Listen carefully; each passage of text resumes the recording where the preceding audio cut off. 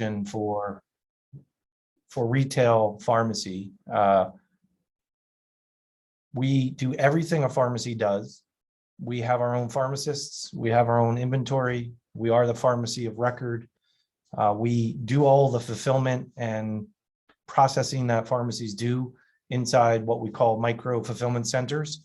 And that's a key part of our advantage, and we'll talk about that too. But we're not just a delivery service. We are the pharmacy of record. We're a new pharmacy concept that is designed to provide retail pharmacy customers with all the same services they would get from their traditional brick and mortar pharmacy. But for NowRx, every medication is delivered same day, free of charge, within 2 or 3 hours. We also have a 1-hour delivery. The way we're able to do that is using our micro fulfillment center strategy and a lot of the technology and automation inside those fulfillment centers. We use our own delivery team and employees. The drivers are our employees. They drive NowRx cars.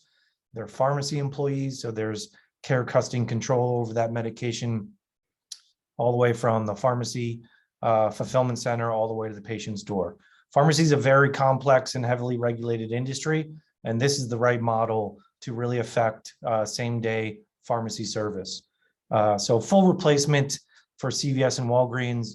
The micro fulfillment strategy that we employ in this picture here down on the bottom right, you can see one of our micro fulfillment centers. This one's in Irvine, California.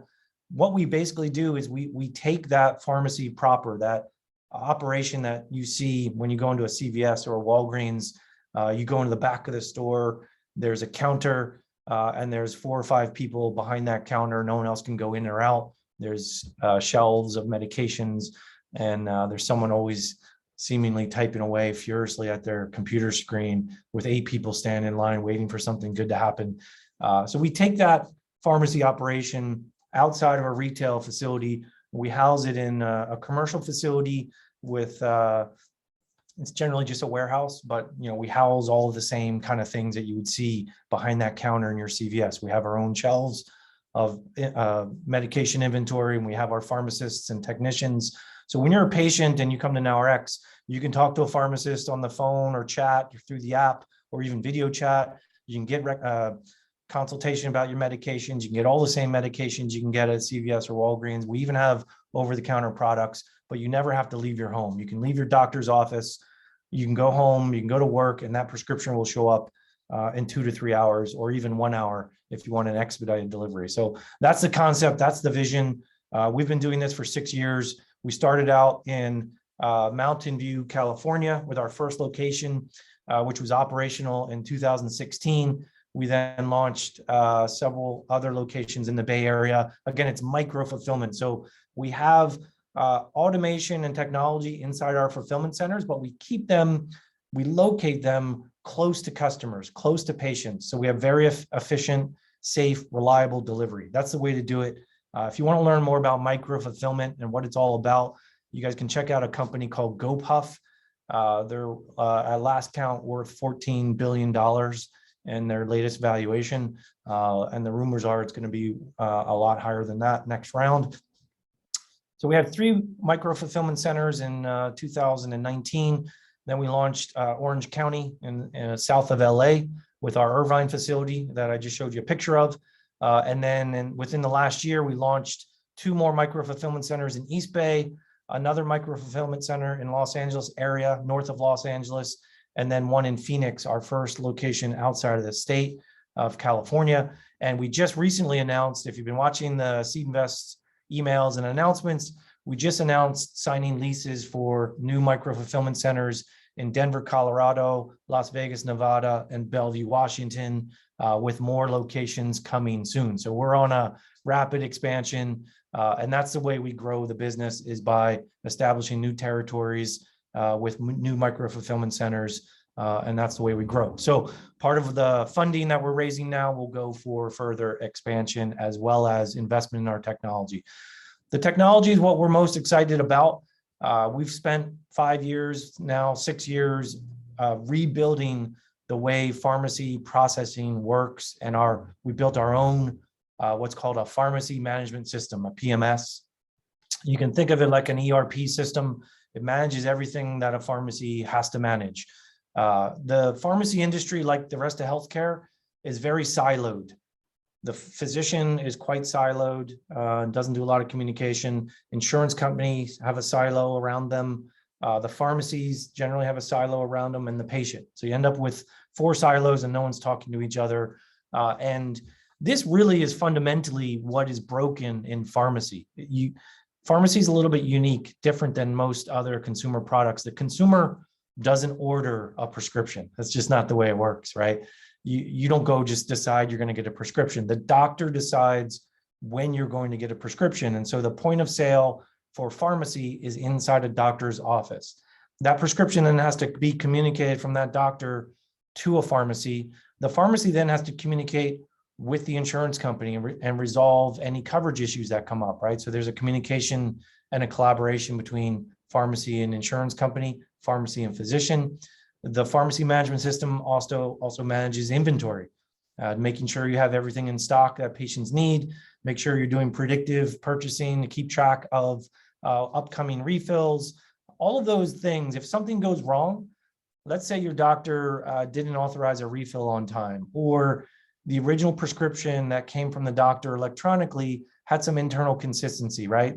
What would that look like? Say the doctor said, you need to take this medication 3 times a day for 30 days, and I'm going to give you a prescription for 60 pills. Well, that doesn't work, right? Because if you need 3 times a day for 30 days, you need 90. That happens all the time. Now, if that hits a normal pharmacy, they're going to have to call the doctor to try to straighten it out. That's usually waiting on hold on the phone. And there are other mishaps and delays caused by just that one communication channel between pharmacy and physician. We do a lot of that electronically behind the scenes in an automated way, automated follow-ups. Our system communicates essentially directly with the physician EMR system. That's just one of the things our pharmacy management system does. The same thing can happen with insurance. If the insurance coverage ends up having an error code thrown out by the insurance company, or something's not covered because it wasn't submitted properly, or they need more information for that insurance company, or let's say there was a manufacturer coupon that offered a lower rate, but it's got to get applied properly. You go into the pharmacy and someone's typing away. Oh, sorry, we can't get this to work. Sorry, your insurance company, they gave us an error code. Well, again, that's a manual process in traditional pharmacies. Someone's waiting on the phone, on hold, waiting for the insurance company, trying to resolve it. You're standing in line, or the pharmacy asks you to stand aside while they help the next patient, right? So these are big reasons why delivery pharmacy is difficult to do. And most patients, when they walk out of the pharmacy, 30% of the time, they don't have their medication. 35% of the time, patients have had either an inventory issue or out of stock with the pharmacy, some mishap with the physician communication, the original prescription itself, or refill authorization just didn't go smoothly, or insurance company rejected the coverage for whatever reason. So if you're going to do same-day delivery pharmacy, you have to fix all of that, right? Otherwise, you just can't deliver a prescription if it didn't get approved by insurance, or if it wasn't in stock, or if the physician didn't authorize that refill on time, right? So our pharmacy management system, called QuickFill, is a modern approach to pharmacy processing. It has multiple features: intelligent claim adjudication, predictive inventory and purchasing. We have a chatbot assisted call center. We have our own logistics and delivery system. It's all native to our pharmacy management system. We also use robotics for dispensing. So rather than having someone counting out pills one at a time inside the pharmacy, our system is connected to a robotic dispensing system that can sort, count, bottle, label, and cap a prescription in under 30 seconds, right? So a patient can connect, press a button on the NowRx app that gets routed to the local NowRx micro fulfillment center, goes to the robot, and gets prepared in 30 seconds without a human touching it. That's vastly better and more efficient and more reliable and more accurate than going into a CVS and having someone count out pills one at a time. So everything's about automation, both for better customer experience as well as better efficiencies. We have two-way electronic communication with the doctors. We have 2 patents pending on our pharmacy QuickFill system. This is the core competitive advantage. This is how we differentiate. We have built a system that creates a more seamless process inside the pharmacy, plus same-day delivery on top of all of that. So it's a vastly better customer experience, and that's our biggest differentiation. And we also have more efficiencies out of that. Really, one of the keys is our intelligent claim adjudication. If I had to name one thing that's sort of our secret sauce, it's our ability to resolve insurance mishaps and service failures by collaborating with a physician and the insurance company in a much more effective way. If you can improve collaboration between physician, pharmacist, and insurance company, you can dramatically improve medication management, what they call medication adherence, which is the consistency with which a patient takes the medication that the doctor prescribed. And that actually translates into better health outcomes. There's over $300 billion every year spent on avoidable hospitalizations due to medication non-adherence. Let me say that again. When patients don't get their medication home from the pharmacy or don't take it as required, it causes unnecessary and avoidable hospitalizations that cost the US health system $300 billion a year. So better claim adjudication, better collaboration with physicians affects better patient outcomes. This actually is a benefit to doctors as well, not just to patients. Why? Physicians have what's called a star rating with Medicare, and the better their patient health is compared to their peer group, the better reimbursement rates they get from Medicare and their star rating. So physicians rather have a financial incentive to affect better patient care. And one of the biggest reasons for poor patient care is poor medication management.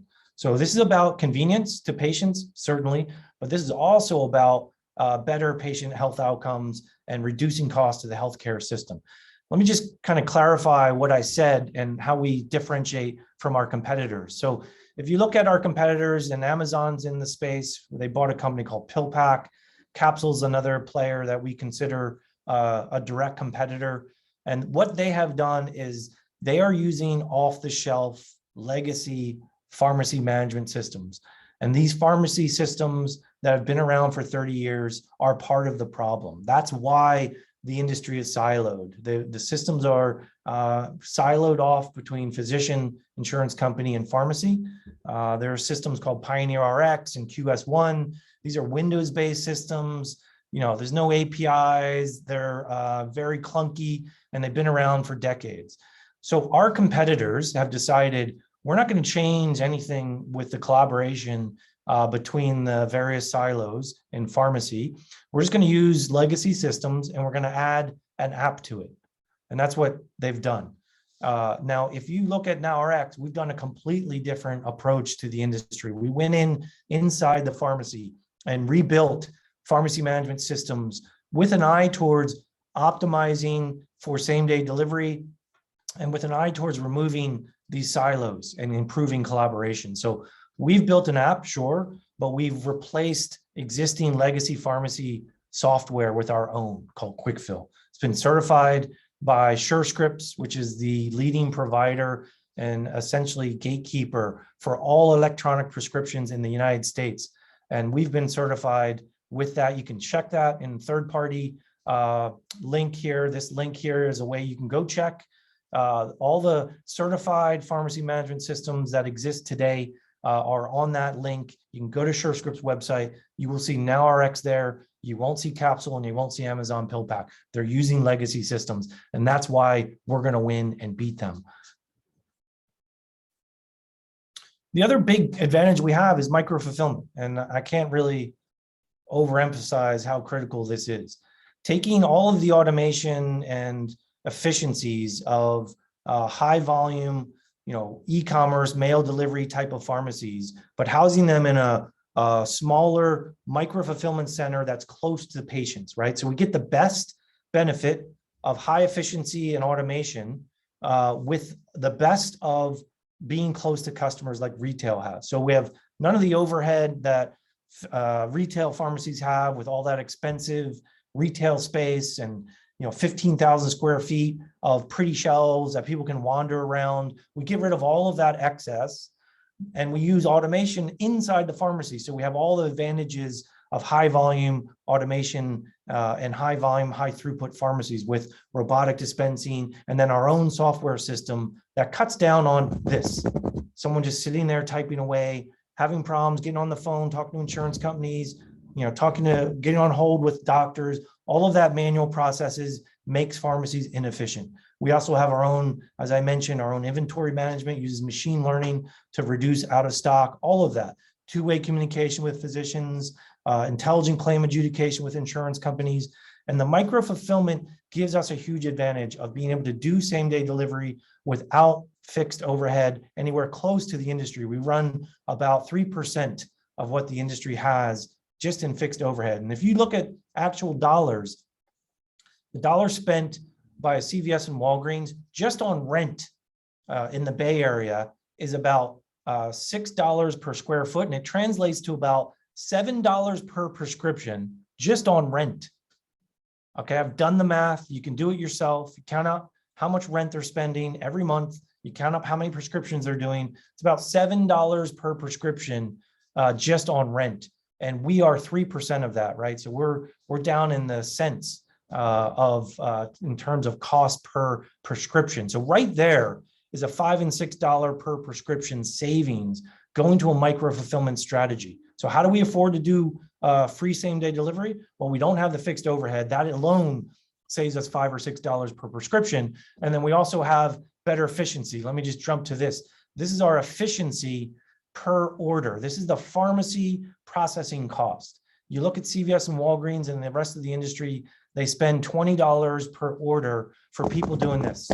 People typing away, staying on hold, counting out pills. All of that costs $20 per order inside pharmacy today. That's an industry number. You can look that up. I have footnotes here. NowRx is now filling orders at just over $8 per order, and we're continuing to get more efficient. So saving $5 and $6 per prescription for not having the fixed overhead of this big retail footprint, and we're saving another $12, $11 and $12 per order by our efficiencies inside the pharmacy. This is how the model works. It's just a better model for pharmacy, and we have a better customer experience and better patient outcomes, and it's better for doctors as well. This is what we're most proud of. You look at our Yelp reviews between all of our competitors, you can see the results of our better system inside the pharmacy. It produces better results than all these other companies that are also doing delivery. You can't fix pharmacy by just adding delivery. You have to fix what's inside the pharmacy, and that's what we've done with QuickFill. So we've grown from 5 million in 2018, 7 million in 2019, then 13 million, and now 22 million unaudited results yet for 2021.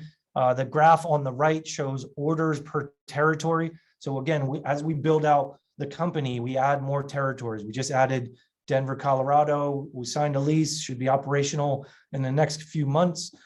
Same with Las Vegas, Nevada, Bellevue, Washington. More announcements coming soon. As we add those territories, we get more orders per territory, as well as the existing territories. They continue to grow as well. So we're able to multiply our rate of growth as we expand going forward. What about Amazon?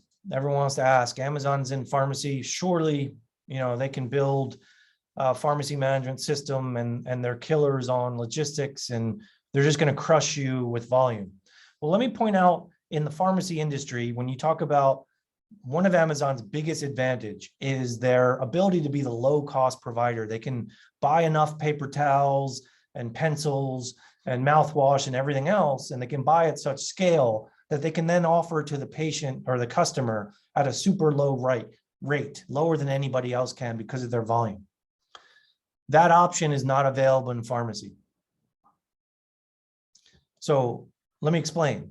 In pharmacy, you don't pay for the medication. What you do is you hand your insurance card to the pharmacy, and they write in some of those codes that are on your card, and then they charge your insurance plan the cost of the medication.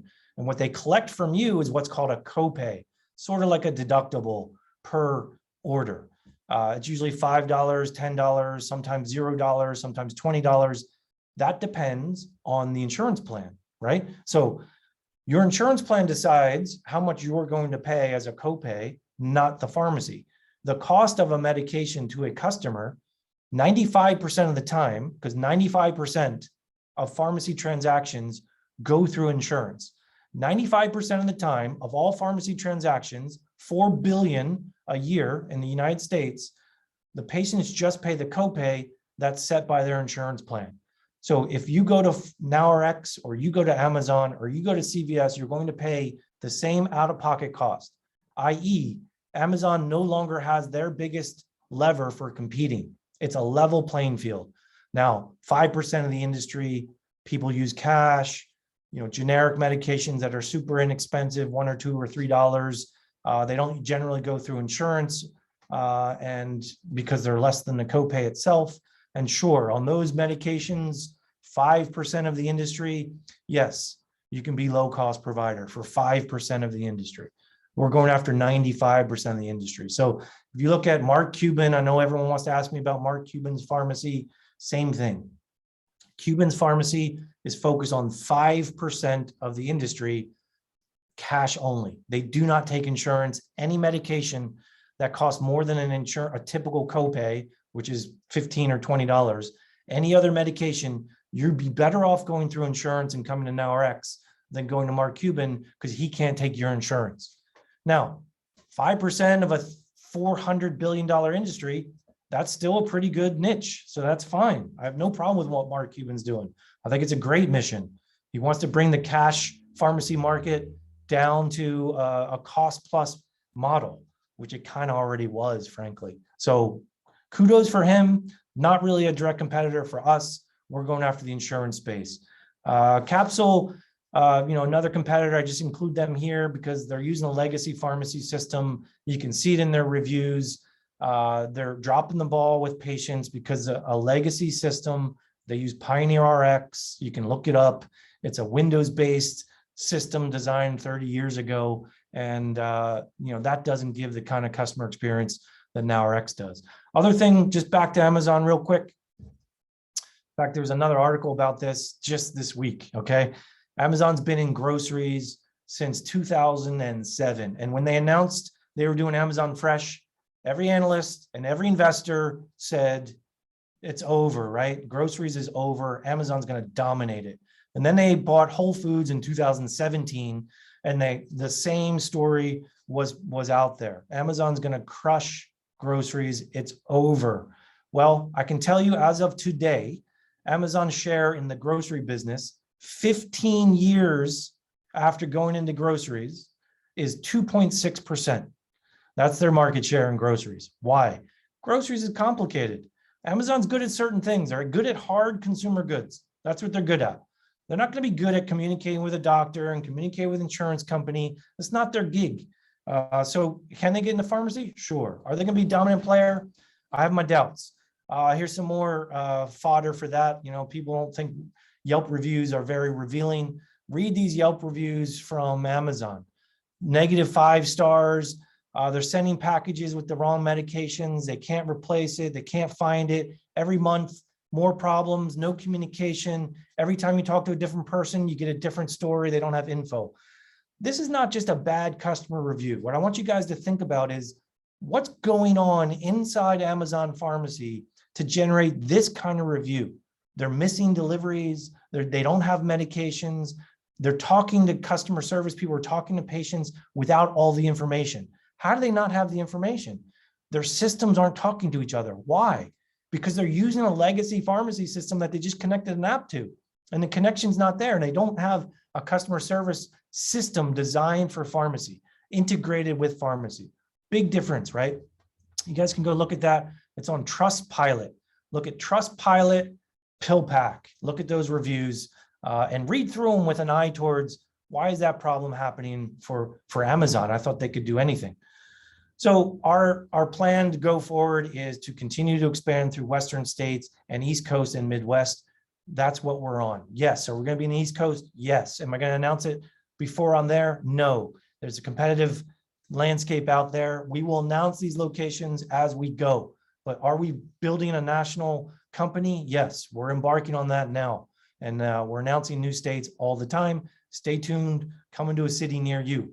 That's why we're raising money. So A couple other initiatives just beyond the pharmacy itself. We kind of nailed down the pharmacy. Now we just recently last year added telehealth. Really excited about a telehealth platform, NowRx Telehealth, where we actually connect patients with doctors. Patient can be at home, need a doctor. They can come on to NowRx Telehealth. We connect them with that doctor. The doctor might order a prescription during that interaction with that patient, and that prescription then can go to NowRx and be delivered same day. So what an amazing thing. This is now the vision for healthcare. Patients can be home in their pajamas, interact with their doctor, and have a prescription delivered a few hours later, or even within 1 hour. There's no other company today that has both telehealth capability and same-day delivery of prescription medications. We're the only one currently with that capability, and that's powerful. We're also looking into specialty medications, which are more complex for things like cancer, hepatitis, fertility. We need additional accreditations to do that, and we're expecting that this month. We're also, we already do offer an assortment of over-the-counter products, NSAIDs, cough syrups, probiotics, vitamins, things like that. It's easy for us to warehouse in our commercial facilities. I don't need pretty displays and make people wander through the store filling up their basket. It's very cheap for me to warehouse it, and it's a great extra add to the patient, higher margins, and so we are continuing to push that. We're also looking at other opportunities for customer acquisition through health plans and employers. So those are some of the new initiatives we're going. I'm going to end with the share price of NowRx. Again, this is our really our fourth raise on Seed Invest, and every time we do another round, we're increasing the share value. We've gone from $1 in our Series A. We had $1. Actually, that was pre-Series A. Our seed round was $1 per share. The A round, the Series A, was $2. So anyone that invested in the seed round in 2017 had their investment doubled in value by the time Series A happened in 2018. That's the way you can think about it.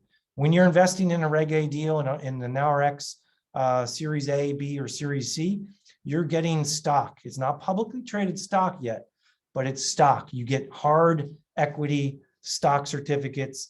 You own equity in the company, and that share price continues to go up the last several years pretty regularly. So after our Series A in 2018 at $2 in share, we then did our Series B in 2019 at $3 and almost 50 cents per share. So again, all you A investors that invested at $2, the share price then went up to 3.5 per share, and that's an increase in your value of your holdings. Straight, simple. It takes into account dilution, and all of that is all in. The new share price is a measure of what your investment is worth. Whatever the share counts you have, multiply by the current share price, and that's a good way to value your holdings.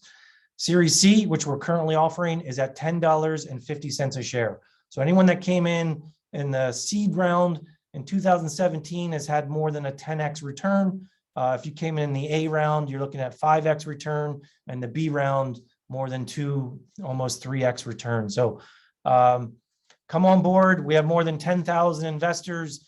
We're already up to almost 16 million in the Series C. We're targeting 50 million, and I think we'll get there the next several months. So with that, I'm going to turn it over to questions. Thank you very much, guys. All right, let me just sift through some of these questions. Why have you decided to crowdfund versus traditional VC or PE money? We had an advisor suggest we look at crowdfunding back in 2017. We raised a $7 million Series A. We didn't have to give up a board seat. We didn't have any kind of annoying or onerous investment restrictions or clauses from VCs, no ratchets, no anti-dilution provisions. We got a really nice valuation that I think is fair. And frankly, we've never looked back. Crowdfunding has been amazing. The Reg A crowdfunding that the SEC set up is a glide path to IPO. You're given some allowances on Sarbanes-Oxley and some other advantages, And the promotion of our crowdfunding rounds, I mean, this is really important, helps us promote the brand that we're building. And we're building a national brand here. As we promote the crowdfunding round, we're promoting nationwide, even though we don't serve all of those territories yet, but it's driving interest for NowRx as a company. Every new investor that comes in, and now there's more than 10,000 investors, is a new brand ambassador for NowRx. And that's a powerful thing.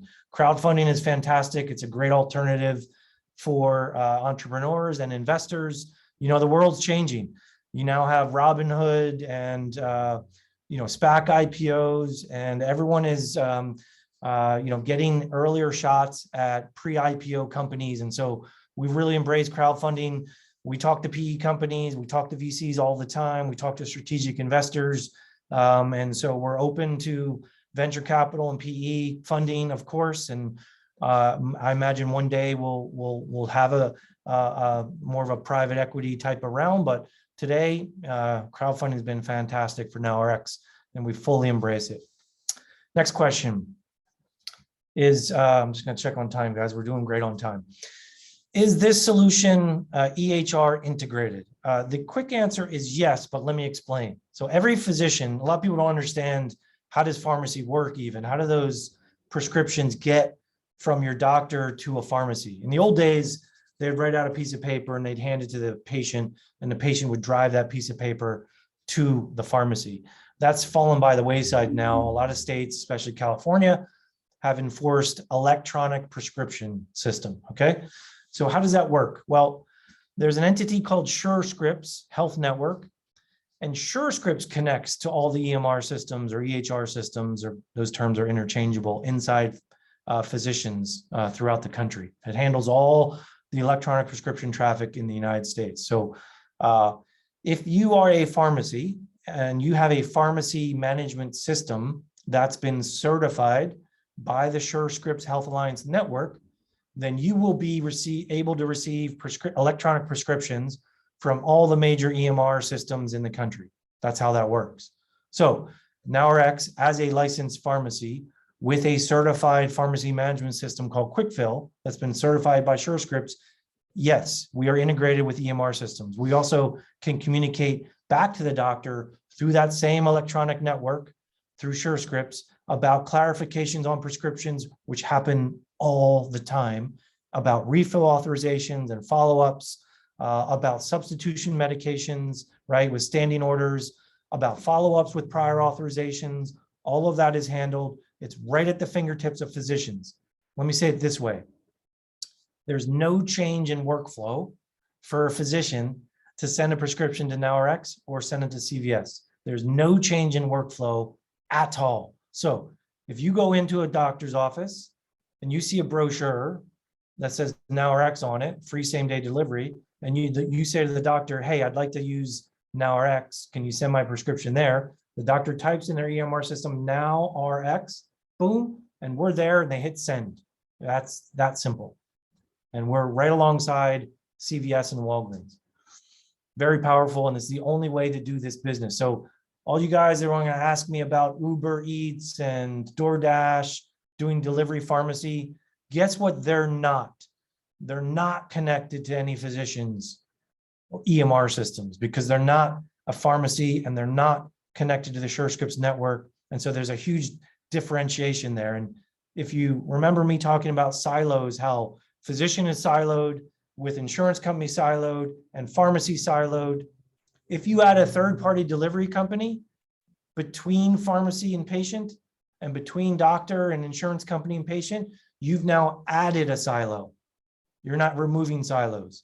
You're adding yet another person and another handoff, and that person doesn't have access to private health information. This is healthcare. Does DoorDash, are they allowed to know what patient is getting what medication? No. Are they allowed to know when the upcoming refill is, or if it's even refillable? No. That's all private health information. So this is not like delivering paper towels, guys. You just give it to DoorDash and off it go. You've got to integrate with physicians. You got to communicate with insurance companies. You got to manage your own inventory. You got to have your own logistics, your own drivers, if you're going to do this business the right way. And that's what we're building. Next question. Seems like NowRx is doing very well with customers. Given that much of the payments flow through insurers, PBMs, how is the company positioning itself with those payment flows?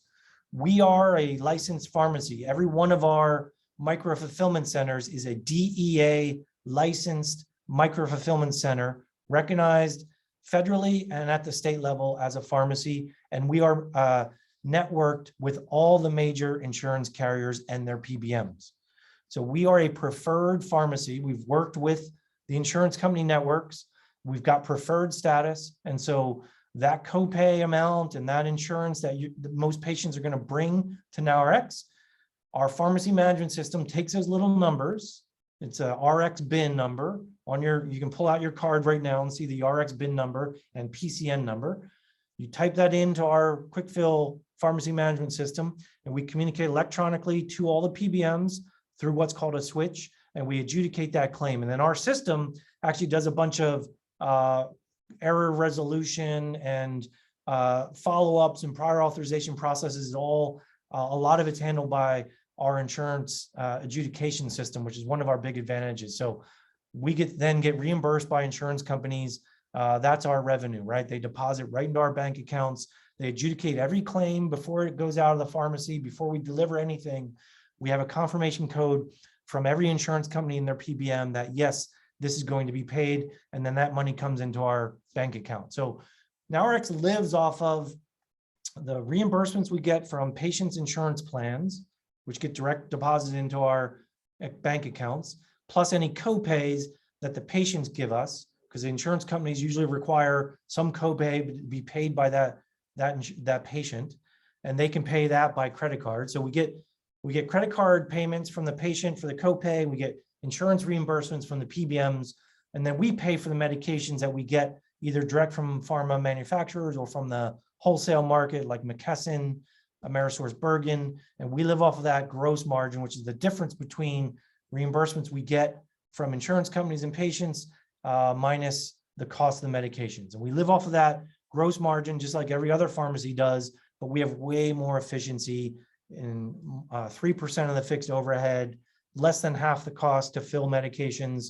And then we do absorb the delivery costs, but the savings that we have in more efficient operations of our micro fulfillment centers and our fulfillment process itself more than make up for that, and it's a profitable model.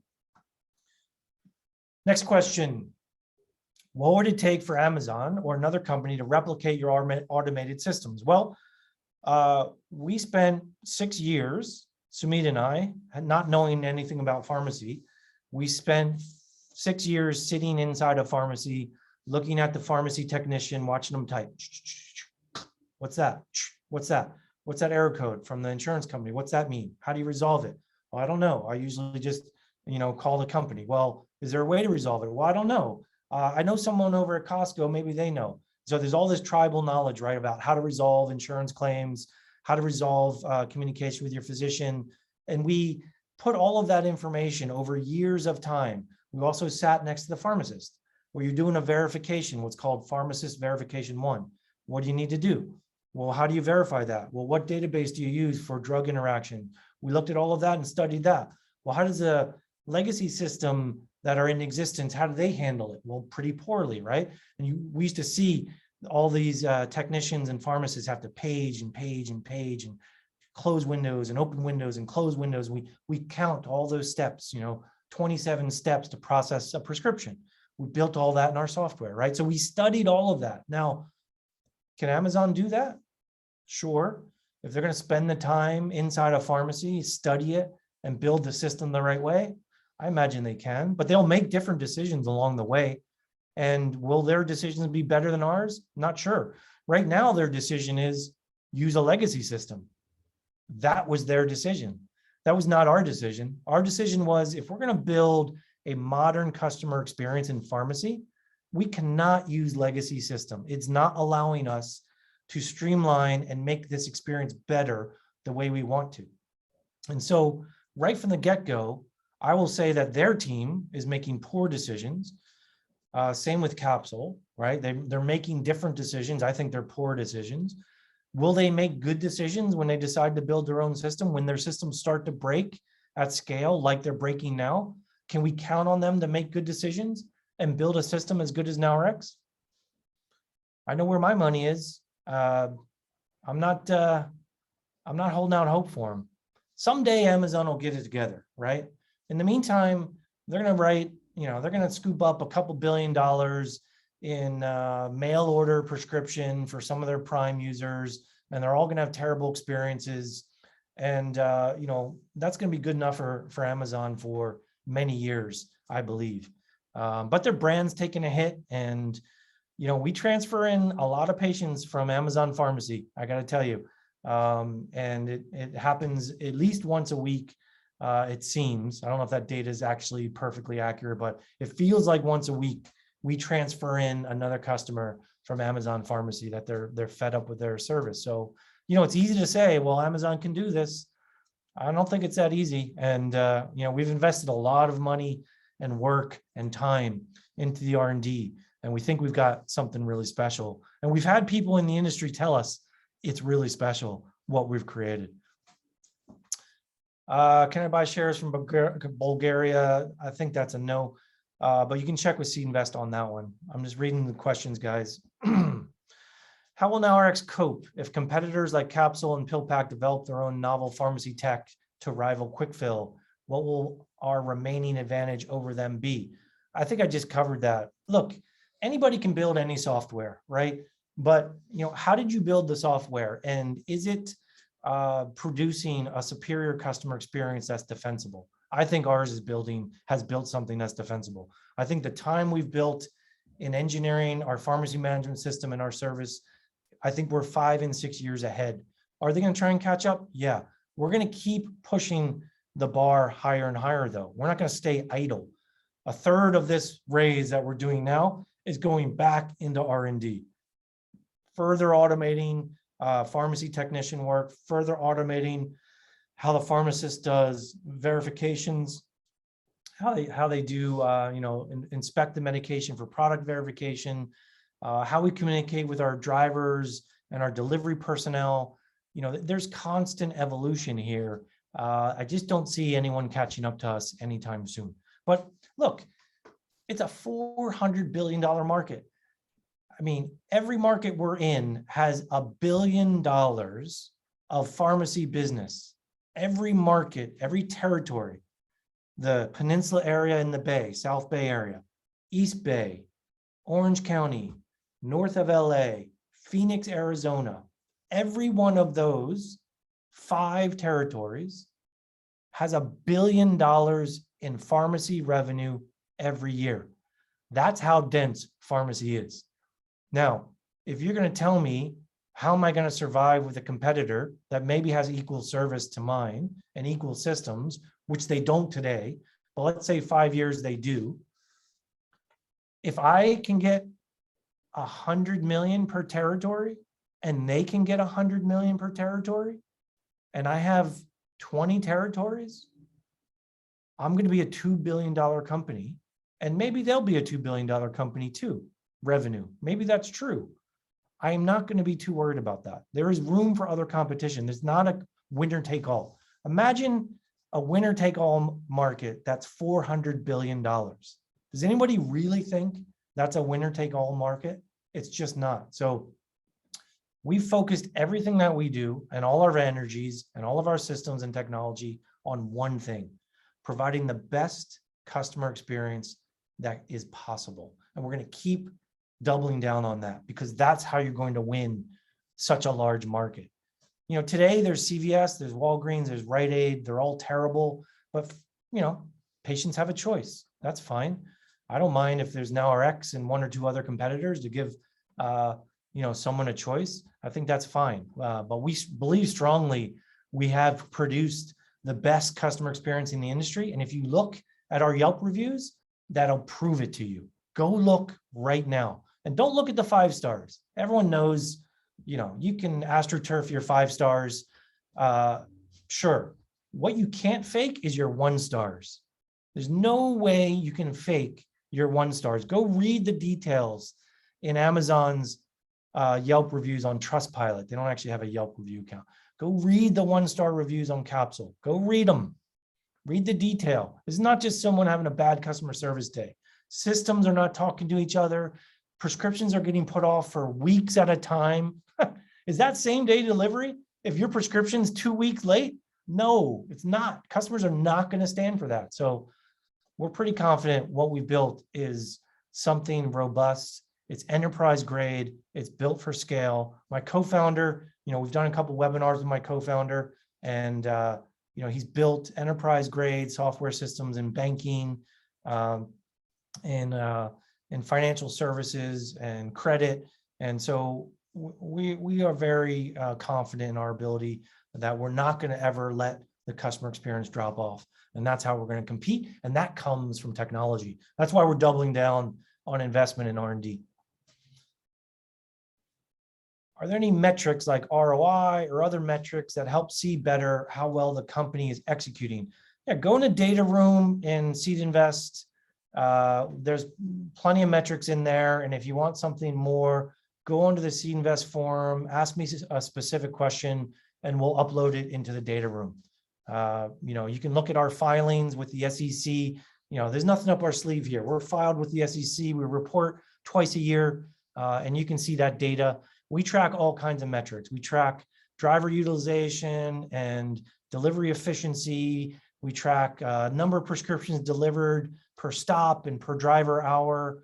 What percentage of drivers are spent on the road delivering versus, in the pharmacy picking up a route. We track efficiency of our pharmacists, efficiency of our technicians, error codes, phone calls. All of that is being tracked. Anything that can be tracked is being tracked in a management dashboard, and all of our team leaders and all of our departments have metrics and KPIs that they work towards.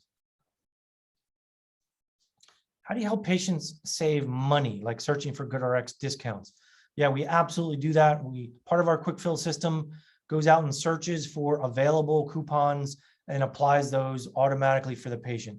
We saved in 2021, it was something like $2 million in savings that our systems applied that patients realized. So we're also the most competitive priced, in addition to being the best customer experience, cutting down on mishaps and service failures with insurance companies better than any other solution out there, cutting down on mishaps and service miscues with physicians better than any system out there, and we apply coupons better than anyone else. We actually have pharma reps that work for pharma manufacturers. They come knocking on our doors and they say, who are you guys? Because every time one of our doctors sends a patient to you guys, that medication gets delivered to the patient, the coupon works, it gets applied, and they have fewer what they call coupon breakages where the patient doesn't get it. And so we know our system is outperforming any other pharmacy system in the industry, and it does save patients money. Another question. What about voting rights per share? Oh, what about voting rights per share for founders? What about voting rights per share for founders? Voting rights are all the same. Common shares get 1 vote. That's what founders have. Preferred shares get 1 vote. Okay. You get preferred stock. This is preferred Series C stock that you're investing in. You get 1 vote per share, just like I get 1 vote per share. And you have preferences in event of liquidation, and you get investor rights, all of that spelled out in a subscription agreement. Go read through the subscription agreement in the Seed Invest website, Seed Invest NowRx, and look in the data room. There's a subscription agreement that spells all of that out. You can also read what's called our Articles of Incorporation, third amended and restated. That's the charter, guys, right? So all stock and rights and voting rights are all spelled out there, and it's all been, it's all transparent. It's all available for anybody who wants to read it, all there. We've also been an audited company now, financial audits for 5 years. And like I mentioned before, we've been filing with the SEC twice a year. So we're a highly vetted company, probably more transparency with NowRx than any other startup you will see. Given that we're filed with the SEC and been audited for 5 years plus now, I don't think you'll find a more transparent company that has more information available in the public domain than NowRx. All right, when someone like myself with ADHD using 90-day mail order, the post office has to hand deliver to the homeowner or be picked up at the post office. If is this problem solved with the drivers at predetermined times or their plans for security lockbox at customer homes? Yes, we deliver narcotics. So if you put medications into two big buckets, narcotics and what they call controlled substances that the DEA regulates more stringently, and then all other medications. The all other medications we can drop off at people's doorsteps if they give us permission and it's non-expensive medication. And then we take photos of that drop off. That photo is then stored with a GPS stamp and a timestamp. So the other bucket of medications are controlled, and for those, it needs to be a live delivery. So we arrange with the patient a convenient time to deliver when they'll be home, and we hand that medication to them. We verify their ID, and we deliver that medication to them at that time. And if we miss them, we have to put it around for a redelivery, but all those control medications need a live delivery. It's one of the advantages of our micro fulfillment, right? We never deliver more than 10 or 15 miles away from our micro fulfillment centers. So our delivery radius is very efficient. We always have drivers coming back into the micro fulfillment center, loading up on more deliveries, going back out again. Our typical route is about an hour and a half or 2 hours, and we have multiple shifts. So every hour there's more drivers back into the pharmacy. We can do really reliable, dependable, safe delivery that's hyper convenient for the patient. And we can handle narcotics and non-narcotic medications. And that's something almost none of our competitors can claim. Most of them do not do narcotics because it's very hard to handle. If you're using a gig delivery logistics solution and gig drivers, you're not going to want to deliver narcotics that way because that medication can get lost and you're going to lose your license with the DEA. So remember, pharmacy is not like delivering paper towels. This is medications. This is people's health care. You've got to build a micro fulfillment strategy. You got to have your own drivers to do it the right way and to handle all the needs. Remember, full replacement for CVS and Walgreens. You can get your narcotics at Walgreens and CVS. We offer that as well. You have no more reason to go stand in line at a pharmacy if you use NowRx. Next question. I think we're going to wrap up after this one. Maybe two more. Let's see how we go, guys. I heard your reasons for choosing crowdfunding for capital raises up to this point, and they make a lot of sense. Thank you for that. Having said that, do you expect there will be a point in the future at which raising a large round from traditional VC would make sense? Or do you think the reasons for crowdfunding will hold true in the future, presumably larger rounds? Look, I'm not sure why everyone is so hung up on what we're going to do in the future or how we're going to raise money. I am a regulated company. We're regulated by the SEC. Doing a lot of projections about the future is not something the SEC likes. Okay, so you're not going to see me telegraphing a lot of future events. Remember the trouble Elon Musk got into when he was telegraphing a future event that he was going to take the stock private at such and such price. I think it was 420 actually, which was pretty funny. He got fined $25 million for that. Why? The SEC doesn't like companies doing a lot of projections that investors will rely on. But everyone always wants to ask me my projections, and I get it. Let me say this about fundraising in the future. I am trying to build the best, the most shareholder value I can, both for myself and for our investors, right? I have looked at VCs and PE funds for every round in the past. And I will continue to look at PE and VC funding and institutional funding and strategic capital as well in the future. I would be crazy not to, because I'm a CEO that's hired by the shareholders fundamentally to maximize value for them. So I'm going to continue to look at crowdfunding, and I'm going to continue to look at VC and PE for fundraising. And the board, myself, my co-founder Sumit, and Barry Carlin, who's the third member on the board, is always going to do our best to make the best decision for the company and the best decision for building shareholder value. If we find that a PE deal and a VC deal surpasses any crowdfunding opportunities, we're going to do that. In fact, I would get sued if I didn't do that. So of course, we are going to look at every option for capital. It's not that I have not looked at PE or VC funding. It's just up to this point, crowdfunding has been phenomenal for NowRx. In our judgment, it's been the best way to create value.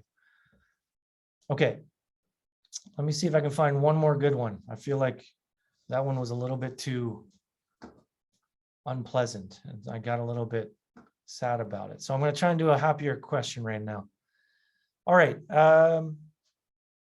The last investment made money. So when will I receive income from the old investment, or is it being reinvested? Look, under Reg A, the way this works, think about the traditional way of how companies were set up. Before equity crowdfunding, which they call Regulation A, I know there's a lot of words and jargon. I'm going to make it real simple. 10 years ago, there were two kinds of companies. Private companies that only professional investors, what they call accredited investors, could invest in. And you guys could never invest in those companies. It would all go to VCs, and you had to be a private investor, and you could invest in those companies. And then when they went IPO or got bought out, you could get money back, right? But there was no public market for that stock.